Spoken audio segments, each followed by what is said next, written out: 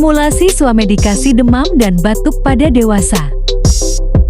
Debbie Wat Ole, Kenny Lestari Harada Pharmacy A Program Studi di Sri Pharmacy Fakultas Ilmu Kesehatan Universitas Muhammadiyah Palangkaraya.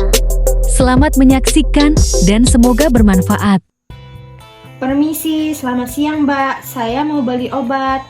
Selamat siang Mbak, obatnya apa ya Mbak? Dari tadi pagi badan saya hangat, meriang, dan ada sedikit batuk Mbak. Oh iya Mbak, sebelumnya sudah ada mengkonsumsi obat apa? Belum ada Mbak. Untuk batuknya berdahak atau batuk kering? Batuk kering Mbak. Mohon maaf Mbak, untuk usianya berapa? Usia saya 25 tahun Mbak. Baik Mbak, tunggu sebentar, saya siapkan. Untuk demamnya, kami ada paracetamol. Dan untuk batuk keringnya, kami ada OBH Kombi batuk kering. Untuk cara penggunaan paracetamolnya, sehari 3 kali 1 tablet sesudah makan ya Mbak. Dan untuk obat batuknya, sehari 3 kali 15 ml atau 1 sendok makan ya Mbak. Jika dalam 3 hari demam dan batuk masih berlanjut, disarankan untuk konsultasi saja ke dokter ya Mbak.